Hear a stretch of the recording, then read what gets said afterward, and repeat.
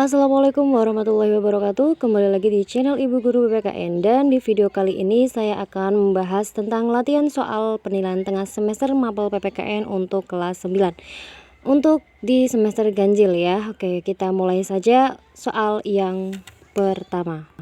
Nomor 1. Munculnya kasus Marsina, kasus Tanjung Priok, kasus wartawan Bernas, kasus 27 Juli merupakan bagian dari peristiwa pelanggaran hak asasi manusia yang terjadi pada masa Orde Baru yang menunjukkan adanya perwujudan nilai-nilai Pancasila secara murni dan konsekuen. Masih mengalami pasang surut karena ya bisa dilihat apakah jawabannya A atau B atau C ataukah D.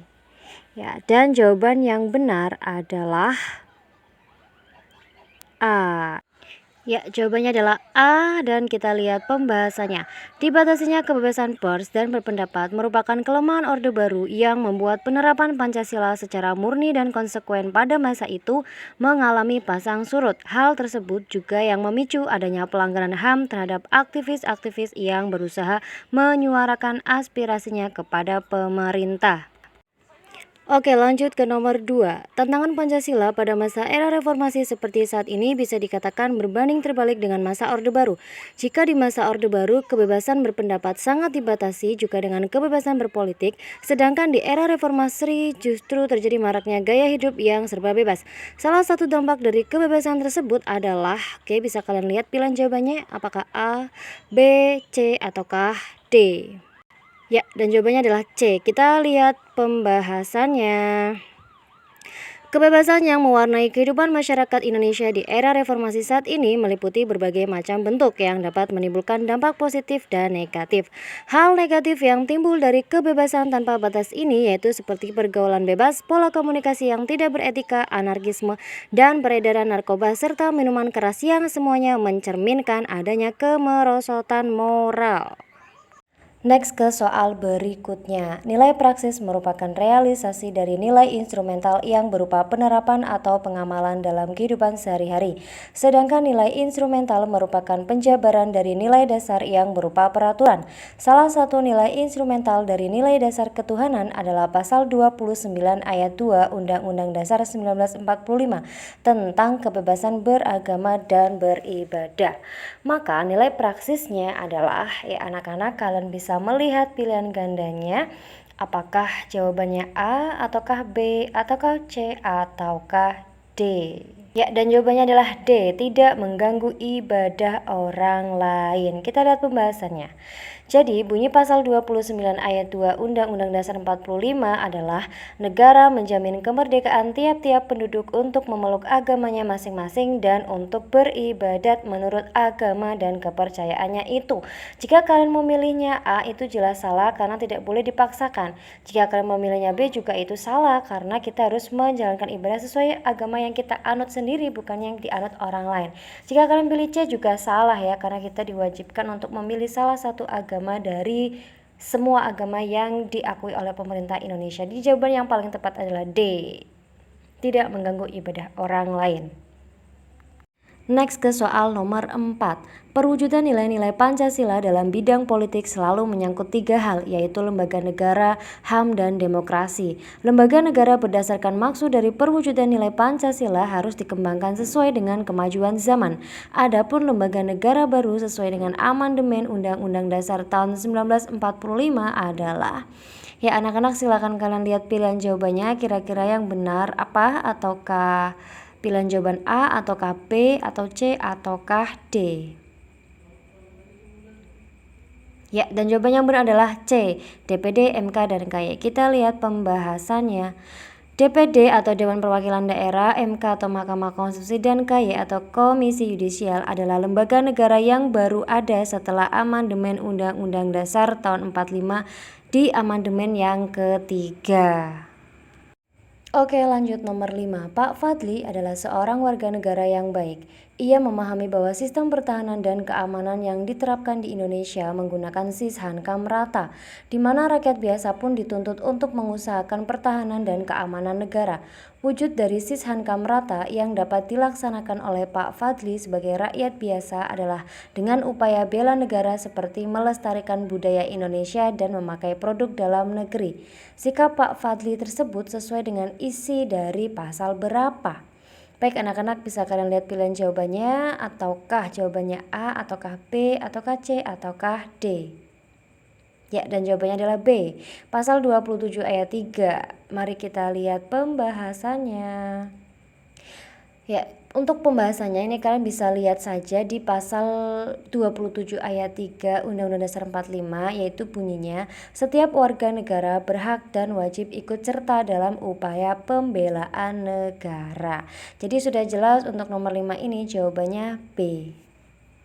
Oke, lanjut nomor 6. Pancasila merupakan ideologi yang bersifat terbuka. Nilai-nilai yang terkandung dalam Pancasila dapat menyesuaikan dengan perkembangan zaman, juga kecerdasan masyarakat Indonesia. Sebagai ideologi terbuka, memungkinkan Pancasila menerima pengaruh dari luar. Akan tetapi, keterbukaan Pancasila itu harus memperhatikan beberapa hal, yaitu, ya coba anak-anak kalian lihat pilihan jawabannya. Apakah pilihan jawabannya itu yang tepat A, ataukah B, ataukah C, ataukah D? Ya, dan jawabannya adalah A, stabilitas nasional yang dinamis. Kita lihat pembahasannya. Jadi untuk jawaban B dan C itu sudah jelas salah ya, karena hal tersebut seharusnya justru dilarang.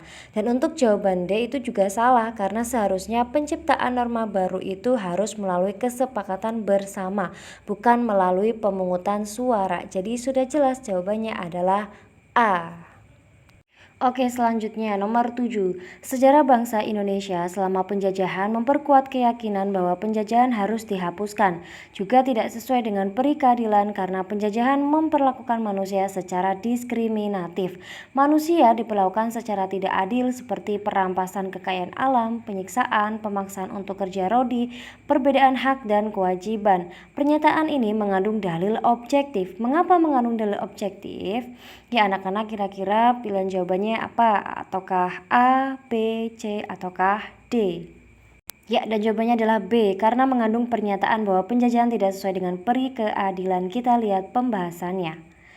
Jadi makna alinea pertama pembukaan Undang-Undang Dasar tahun 1945 itu mengandung dalil objektif dan dalil subjektif. Dalil objektif yaitu bahwa penjajahan di atas dunia tidak sesuai dengan peri kemanusiaan dan peri keadilan. Sedangkan dalil subjektif itu adalah aspirasi masyarakat Indonesia untuk melepaskan diri dari penjajahan. Oke, kita lanjut ke soal nomor 8. Alinea ketiga pembukaan Undang-Undang Dasar tahun 1945 memuat pernyataan bahwa Indonesia merdeka bukan hanya karena perjuangan bangsa melawan penjajah, tetapi juga karena adanya kehendak dari Tuhan. Jika pada saat itu Tuhan belum menghendaki untuk kemerdekaan Indonesia, maka tidak akan terjadi proklamasi kemerdekaan Indonesia. Dari uraian tersebut terkandung makna apa? Ya, coba kalian lihat pilihan jawabannya. Kira-kira jawabannya benar apakah A, B, C, ataukah D? Ya, dan jawabannya adalah A, motivasi spiritual. Kita lihat pembahasannya. Jadi motivasi spiritual itu berhubungan dengan adanya kehendak Tuhan dalam keberhasilan masyarakat Indonesia meraih kemerdekaan Republik Indonesia. Oke, kita lanjut ke soal nomor 9.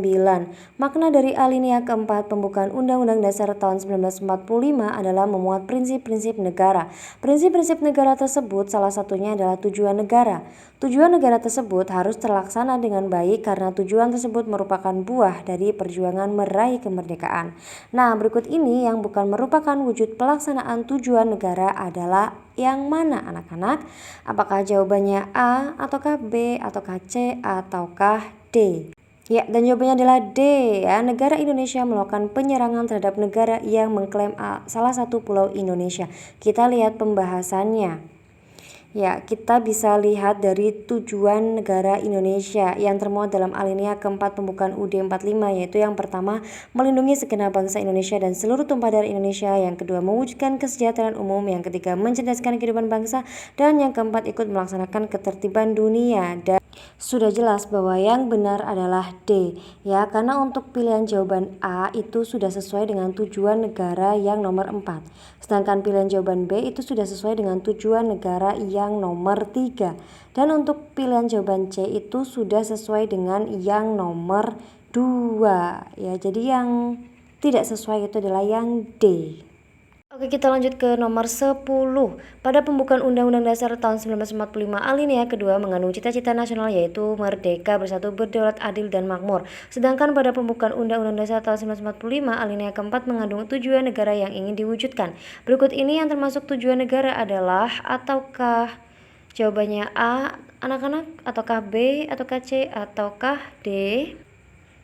Ya, dan jawabannya adalah A, melindungi segenap bangsa Indonesia dan seluruh tumpah darah Indonesia. Kita lihat pembahasannya.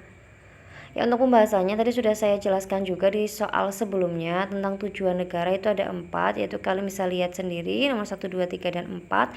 Dan dari situ kita bisa tahu bahwa jawaban yang benar adalah A. Ya anak-anak, itulah 10 soal pilihan ganda untuk latihan penilaian tengah semester kelas 9 Mapel PPKN semester ganjil. Dan untuk jenis soal benar salah nanti akan ada di video part 2. Jadi nantikan video selanjutnya. Akhir kata, wassalamualaikum warahmatullahi wabarakatuh.